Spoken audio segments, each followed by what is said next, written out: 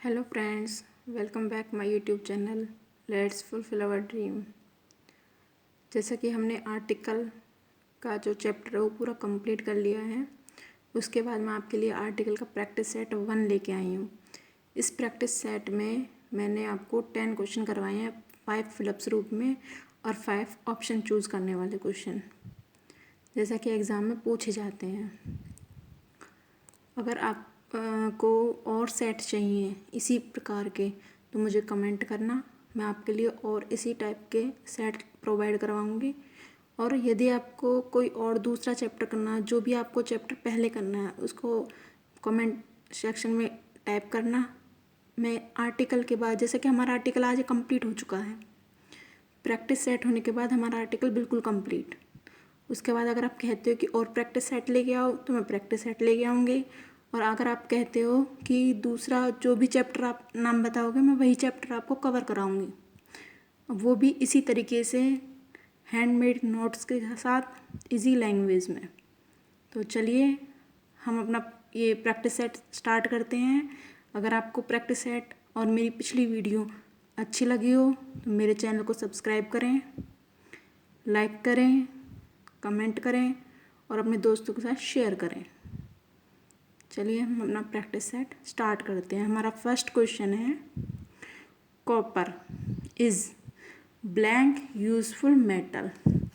Copper is blank useful metal used for various purpose for ages. कि जो copper है वो पुराने समय से बहुत ही यूज़फुल मेटल है और बहुत पुराने समय से यूज़ हो रहा है, बहुत से कामों के लिए यूज़ हो रहा है। तो आप इसमें इसके यूज़फुल के साथ आप कौन सा आर्टिकल यूज़ करोगे? यूज़फुल को बोल के देखिए किसका साउंड आ रहा है। या क्या है? कॉन्सोनेंट। और कॉन्सोनेंट के साथ कौन सा आर्टिकल यूज़ होता है? ए। क्या यूज़ होता है? अगर व्यंजन आपको दिख जाए तो आप कौन सा आर्टिकल यूज़ करते हो? ए।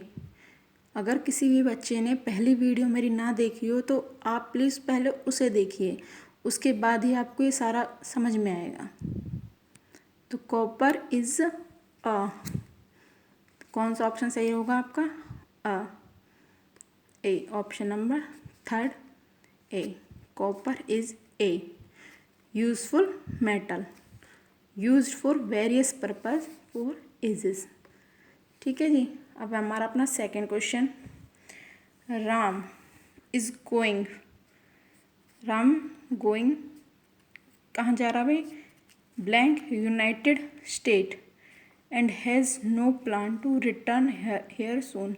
कि जो राम है वो यूनाइटेड स्टेट जा रहा है और उसका वापस आने का, जल्द ही वापस आने का कोई प्लान नहीं है। तो देखिए आपका फर्स्ट ऑप्शन है the, second a, third a an, fourth है नो आर्टिकल। तो कौन सा इसमें आर्टिकल आएगा? मैंने आपको रूल लिखवाए थे ना, जहाँ भी अभी द, इसको देखिए बस, सिर्फ इसको रूल में लिखवाया है। कहीं भी यूनाइटेड आ जाए तो उसके साथ ही क्या यूज़ करते हैं? द। क्या रहेगा आपका सही answer? Option number first the.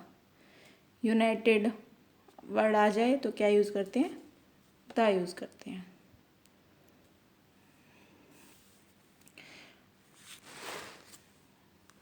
आगे है थर्ड, ओहो वट ब्लैंक ब्यूटीफुल पिक्चर। मैंने ये भी लिखवाया रूल्स में कि जब इस प्रकार के जो सेंटेंस हो वट के साथ क्या यूज़ करते हैं? क्या यूज़ करते हैं हम? ऑप्शन हमारा पहला an, a, the, no article. तो क्या यूज़ करते हैं? लिखवाया मैंने आपको ए। क्या यूज़ करते हैं हम? ए। हमारा आंसर क्या रहेगा? Second option A. देखिए आपको पहले वही वीडियो करनी पड़ेगी तभी आपको ये समझ में आएगी। और अगर आपको नोट्स चाहिए तो प्लीज़ कमेंट कीजिए। तब जब तक आप कमेंट नहीं करोगे तब तक आपको नोट्स नहीं मिलेंगे। मैं आपको इतने इम्पोर्टेंट चीज़ करा रही हूँ, इतनी सारी चीज़ें, इतनी सारी बुक से लेकर बहुत इम्पोर्टेंट चीज़ आपके लिए ला रही हूँ। बस आपको क्या करना है? सब्सक्राइब करना है चैनल को, कमेंट करना है, लाइक करना है। जब आपको इतनी अच्छी चीज़ मिल रही है तो उसके बदले आप इतना तो कर सकते हो। तो नोट्स आपको तभी मिलेंगे, पहले आप सब्सक्राइब कीजिए चैनल को, कमेंट कीजिए। जब आप कमेंट करके मुझे लिखोगे कि हमें नोट चाहिए तभी तो मैं आपको नोट अपलोड कराऊंगी। Next question, fourth, the family want to see blank London Bridge. देखिए ब्रिज आ गया, क्या कर लिखवाया था मैंने, कोई भी नदी है, घाटी है, ब्रिज है, कुछ भी आए तो सीधा क्या फॉर्मूला है, दा लिख देना है। क्या लगा देना है, दा, ए दा एन और नो आर्टिकल आपका ऑप्शन है, लेकिन ब्रिज देखते ही क्या आ जाएगा आपका, सेकंड ऑप्शन दा। उसके बाद है हमारा fifth, she is a better teacher than blank clerk, कि वो एक बेटर टीचर है, किससे, क्लर्क से, क्लर्क से बेटर वो एक टीचर है। तो क्लर्क किसका साउंड आ रहा है, का क्या है, व्यंजन, तो क्या आएगा, ऑप्शन क्या क्या है, the, a an, no article, तो क्या आंसर आएगा आपका, ऑप्शन नंबर सेकंड ए। अब इधर देखिए, ये इस तरीके के क्वेश्चन बहुत पूछे जाते हैं एग्जाम में, क्वेश्चन इस तरीके से आते हैं।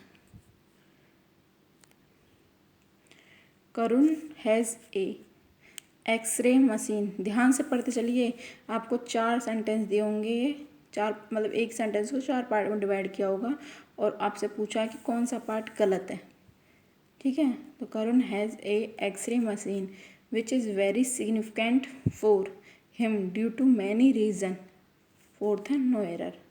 फर्स्ट में क्या हो गया, Karun has a X-ray machine, second part में क्या है, which is very significant for, third part में क्या है, him due to many reason, fourth part में है नो एरर। तो क्या आएगा, ये देखिए एक्सरे मशीन, एक्स किसका साउंड आ रहा है, वॉवल का, स्वर का साउंड आ रहा है ना, तो यहाँ पे क्या आना चाहिए, एन, क्या आना चाहिए, यहाँ पे एक ही जगह क्या होना चाहिए था हमारा, यहाँ पे एन, तो हमारा कौन सा पार्ट गलत है, फर्स्ट पार्ट, तो हमारा फर्स्ट का ऑप्शन ए, ये आंसर होगा आपका।